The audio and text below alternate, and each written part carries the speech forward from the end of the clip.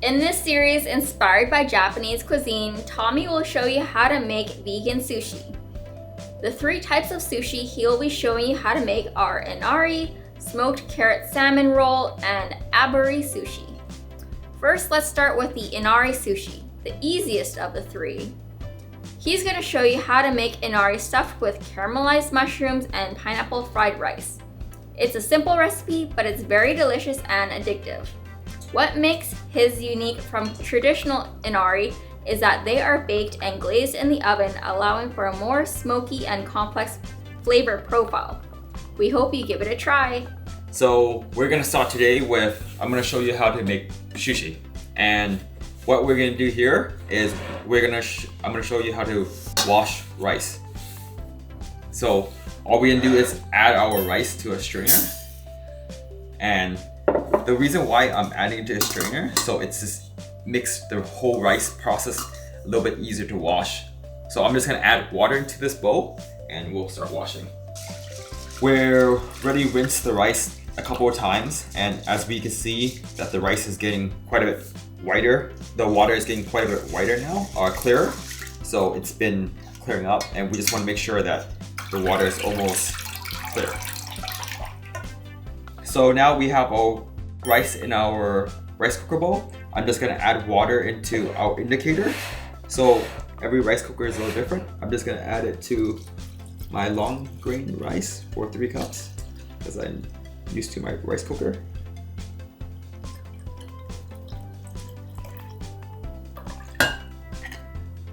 So what we have here is Kombu. It's a Japanese seaweed that is traditionally used in stocks, but it's also used in making sushi rice. They generally let this sit into the pot of the rice cooker and let it kind of add a extra saltiness to the rice that traditionally is known in Japan for. So I'm just gonna wash this before I add it into a rice cooker, so it's just a little bit more clean. It's ready to noose in our rice cooker. We don't want to rinse it completely, because when we rinse it completely, what happens is that it's gonna lose all its saltiness flavor, right? So we just want to give it a good rinse. Also, another ingredient we're gonna add to our rice is just some sea salt.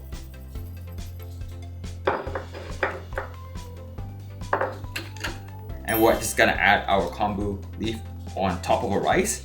And now that our kombu is on our rice, we're gonna let it sit in the rice cooker like this for 30 minutes, so the rice can absorb some of the moisture and cook more evenly. So now we have our rice cooker. We're just gonna put our rice bowl in the cooker and let that sit there for 30 minutes and we're gonna prep all other ingredients while we wait for the rice cooker to finish absorbing all the moisture and cooking.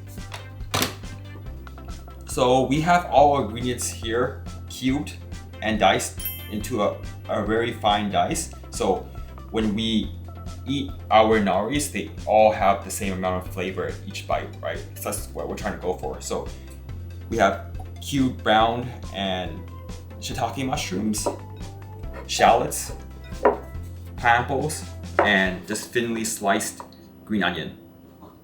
Okay, now we're at 180. It's the right temperature to cook at. So we're gonna add our oil now, and add our oil.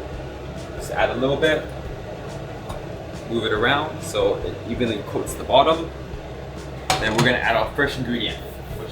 The reason why we cook the mushrooms first is we want to make sure we let all the moisture escape from the mushrooms, because the mushrooms have so much water in them, and if we add them first, we allow that to evaporate, then we could slowly add our other ingredients. And so I'm gonna add our chopped shallots into the mixture, just like that.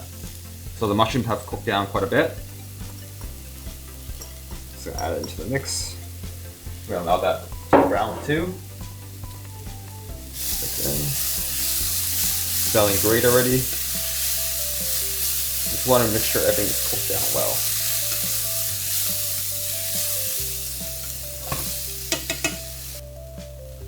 So now it's starting to brown up quite a bit. You can see there is some coloration of the onions and mushrooms going on. It's almost ready, and we could almost take everything out and add the pineapple into the pan by itself, so it can kind of gets all the flavor from the bottom of the pan. So what we're kind of doing with the pineapples is we're kind of deglazing the pan with the pineapple juice in there. Get that all that nice flavor.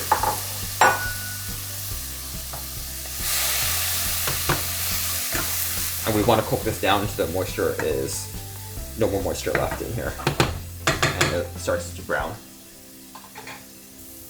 Starting to brown, I'm just gonna lower the temperature so it doesn't burn. As it gets closer to the very end, we want to watch it a little bit more carefully because it burns quite quickly if you're at a high temperature. Okay, now it's starting to brown up quite a bit. We can see the color there's no liquid left there. It's looking pretty good. I'm just gonna add back our other ingredients into here and let things cook together for a little bit longer.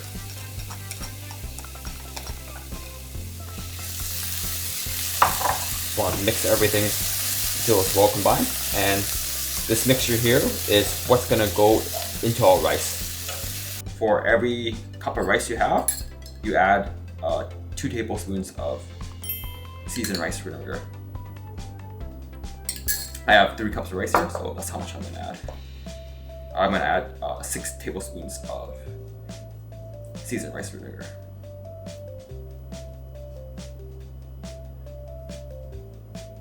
When you mix the rice, you kind of want to do it in a slicing motion so you don't crush any of the rice granules and mush them together. So slowly add more and continue to mix so you evenly put it together. Now we fully incorporated our sushi seasoned rice vinegar. The rice is looking good. We're gonna add our rest of our ingredients, our chopped mushrooms and pineapples. So this looks well mixed.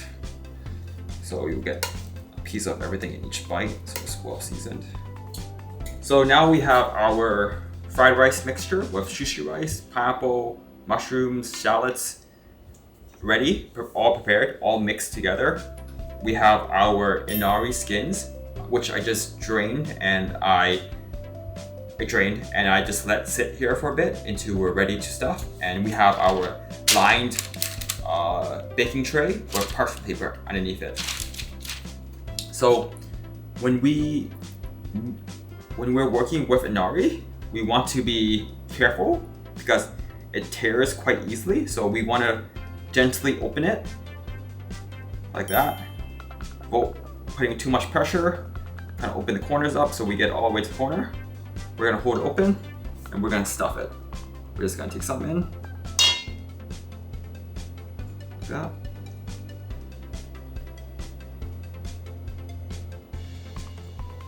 It's kind of easier to use your hands. And make sure you get it corner to corner. And when we're finished, we're just gonna close the end and tuck it underneath itself. So we get this nice shape where the seam side is on the bottom and the closed side is on top. And we're just gonna line it on our parchment paper in a row, just like that. All right, so we have finished all our Inari skin. So we're gonna put it in the oven.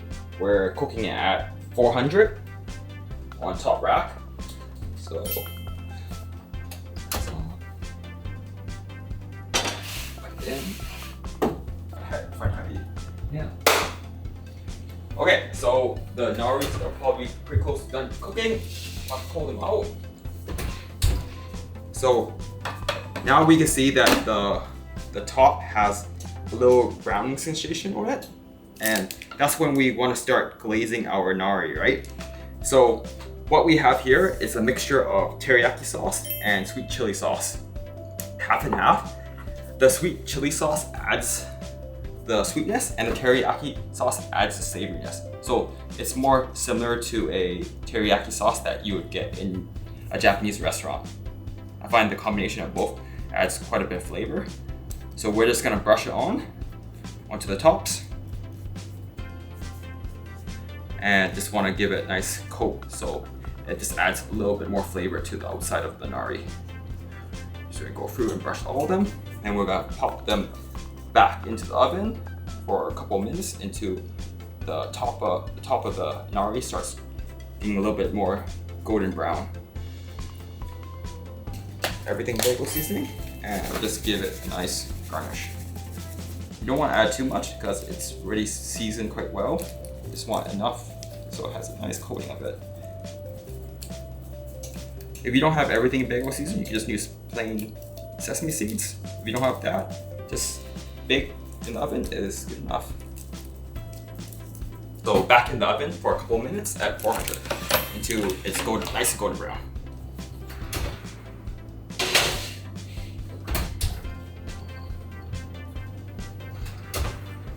So it's done. I'm going to pull it out of the oven.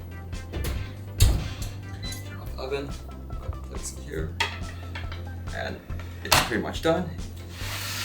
You see that the sauce has caramelized a bit on the top of it, and it's looking great. It smells great. So we're gonna plate it onto our plate here. We're just gonna take one, put it on an angle like that. Take another one.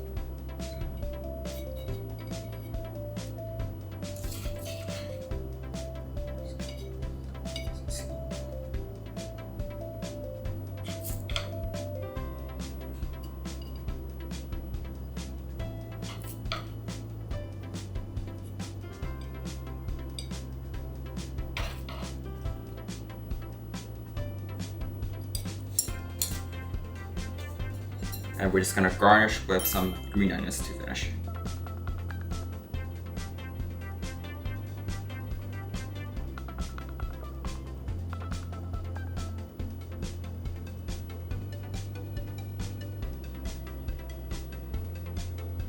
Okay. That's it. That's our finished recipe.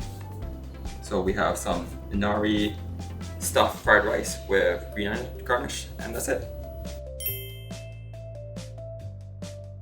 Okay, let's give it a try. All right. Cheers. Cheers.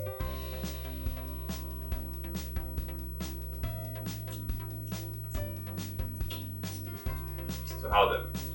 It's good. I like the Inari. The tofu skin is like nice and thin, sweet and salty, and the seasoning like on top just gives it a nice texture. And inside with the mushrooms adds more texture, and adding the pineapple adds just a little hint of sweetness. Good job. And they're very addictive. I can eat a whole ton of these. And if you like this video, please follow and subscribe to our YouTube channel. And next time I'll be showing you how to make a more complex sushi recipe.